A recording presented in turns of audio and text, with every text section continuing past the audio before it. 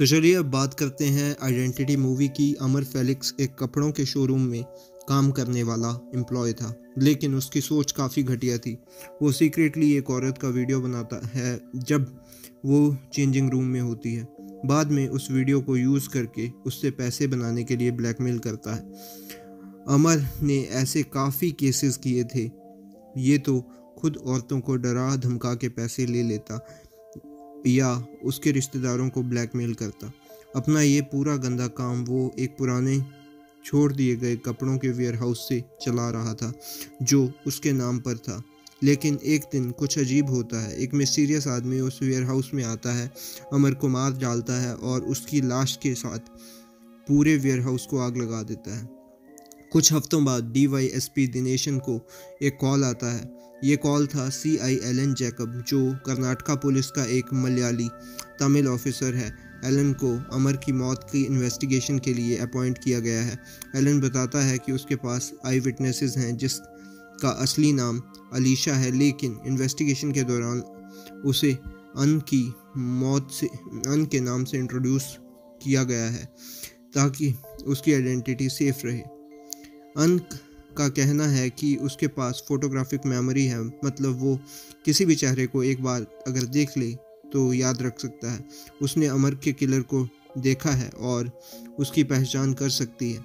दिनेशन उन दोनों को एक सेफ हाउस दे देता है जो उसके बिल्डिंग में होता है। उस बिल्डिंग में एक और आदमी रहता है, हरन शंकर, जो पार्ट टाइम कराटे इंस्पेक्टर है और जिसे ओसीडी भी है। उसकी ओसीडी उसके पिता के अब्यूसिव बिहेवियर के कारण डेवलप हुई है। हरन अपनी बहन देविका और हाफ सिस्टर नीरजा के साथ रहता है। एक दिन कॉलोनी में एक स्कूटर चोरी का केस होता है और उस वक्त हरन अपने स्केचिंग स्किल्स का डेमो देता है। ये स्किल्स उसने अपनी माँ से सीखे थे, जो एक पुलिस स्केच आर्टिस्ट थी। एलन उसकी कला से इम्प्रेस होता है और हरन से कहता है कि वो अनंत के डिस्क्रिप्शन के बेसिस पर किलर का स्केच बनाए। पहला स्केच हरन बनाता है और वो स्केच हरन के चेहरे से मिलता जुलता निकलता है। एलन शॉक में आ जाता है और उसके मन में एक शक पैदा होता है, लेकिन जब हरन क्राइम सीन पर दूसरा स्केच बनाता है तो उसमें अलग चेहरा आता है और अनंत को किलर के रूप में कंफर्म करती है। पुलिस उस इंसान के खिलाफ लुकआउट नोटिस जारी करती है, पर कहीं कहानी यहाँ ट्विस्ट लेती है। धीरे धीरे पता चलता है कि हरन ही असल में अमर का किलर है। जब उसे लगता है कि अनंत उसकी पहचान कर लेगी तो वह अनंत के घर घुसने की कोशिश करता है। वहाँ उसका अंकल सुदर्शन, जो एक डॉक्टर है, उसे पकड़ लेता है। लेकिन सब कुछ बदल जाता है जब अनंत उन दोनों को गन पॉइंट पर ले लेता है। लेकिन सुदर्शन को रियलाइज़ होता है कि अनंत के चेहरे याद नहीं रहते। उसे एक साइकोलॉजिकल कंडीशन है जिसका नाम है प्रोसोपैग्नोसिया। वक्त थोड़ा पीछे चलते जाता है। 4 हफ्ते पहले अलीशा अब्दुल समाद के एक टीवी न्यूज़ प्रेजेंटर थी। उसको एक हैकर नकुल ने बताया था कि अमर किस तरह के घटिया काम कर रहा है।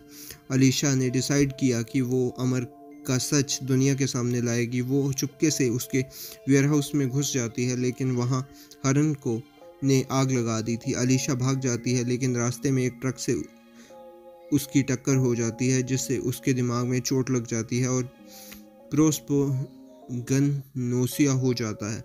एलन हरन को अरेस्ट करने जाता है, लेकिन तभी एक और आदमी अमीर अली पुलिस के सामने सरेंडर करता है और अमर के मर्डर का कन्फेशन दे देता है। इसी वजह से हरन टेम्परेरीली बच जाता है। बाद में हरन अलीशा को सच बताता है कि उसने अमर को इसलिए मारा क्योंकि अमर ने उसकी बहन नीरजा और उसके दोस्त सकीना का रेप किया था। हरन पहले चुप रहा, लेकिन जब सकीना का भाई अंसार और अमर के हाथों ब्लैकमेल हो रहा था, उसके पास मदद मांगने आया, तब हरन का पेशेंस ख़त्म हो गया था। गुस्से में उसने अमर को मार दिया और जो अमीर ने कन्फेशन दिया था उसका रीज़न था कि अमर ने उसके बेटे अंसार को बर्बाद कर दिया था। तो अमर अमीर ने उसको बचाने के लिए खुद को बलि का बकरा बना दिया। अगले दिन एलन गायब हो जाता है। हरन समझ जाता है कि एलन की असली इंटेंशन अमर के हार्ड ड्राइव को हासिल करने की थी, जिसमें कि इनक्रिमिनेटिंग वीडियोस थे। एलन हरन और अलीशा पर कार चेज के दौरान हमला करता है और हरन के डिस्गाइज को चुरा के दिनेशन के पास जाता है। वहां जाके वो दिनेशन को मार देता है और हार्ड ड्राइव को ले जाता है। अलीशा को लगता है कि दिनेशन का कत्ल हरन ने किया है, लेकिन 2 दिन बाद हरन उसे अपनी बेगुनाही का सबूत देता है। उसके बाद एलन की पूरी कहानी सामने आती है। पता चलता है कि एलन एक सस्पेंडेड पुलिस ऑफिसर था जो विटनेस प्रोटेक्शन स्कीम का गलत इस्तेमाल करता था। वो क्रिमिनल्स को नए नाम और पहचान बेचता था। एक बड़ा क्रिमिनल चिन्नप्पा भी उसका क्लाइंट था। एक केस में एलन ने एक पत्रकार की विडो चित्रामल की आइडेंटिटी चिन्नप्पा को दे दी थी, जिसके बाद चिन्नप्पा ने उसे मारने की कोशिश की। एलन ने चित्रमल को मारने के लिए अमर को हायर किया था और अमर ने इस प्लान के पार्ट में अंसार को ब्लैकमेल किया था, लेकिन फिर उनसे अलग ही एजेंडा बना लिया। नीरजा और सकीना को किडनैप कर लिया, जिससे ये पूरा चेन रिएक्शन शुरू हो गया। फाइनल एक्ट में एलन देविका और नीरजा को किडनैप करके देविका को हॉस्पिटल में रखता है। पुलिस हरन के बारे में और जानकारी लेना चाहती है। तब सुदर्शन बोलता है कि हरन असल में फॉर्मर एनएसजी कमांडो है और एक स्काई मार्शल के रूप में काम करता है, जो फाइट्स में अंडरकवर सिक्योरिटी देता है। हरन चित्रामल के फ्लाइट में बोर्ड करता है। उस फ्लाइट में एलन ने 7 और विटनेसेस भेजे होते हैं। सबके नाम उसने ब्लैक मार्केट में बेच दिए होते हैं। उसका प्लान होता है कि एक ब्लैकमेल्ड एयर ट्रैफिक कंट्रोलर के थ्रू फ्लाइट को क्रैश करा दिया जाए, लेकिन हरन टाइम पर एक्शन लेता है और फ्लाइट के ट्रांसपोंडर डिसेबल करता है और क्रैश होने से बचाता है।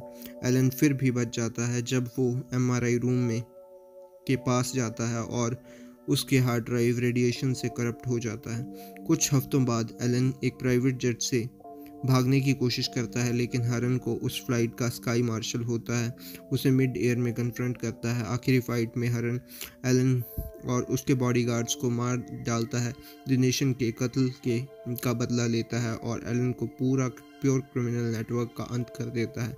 इसके साथ ही हर विक्टिम को इंसाफ मिलता है। ये मूवी काफ़ी अच्छी है। इसकी स्टोरी थोड़ी सी ज़्यादा लंबी है। तो ये था मेरा रिव्यू। मैं मिलता हूँ आपको किसी और वीडियो में, किसी और मूवी के साथ, किसी और रिव्यू के साथ। तब तक के लिए बाय।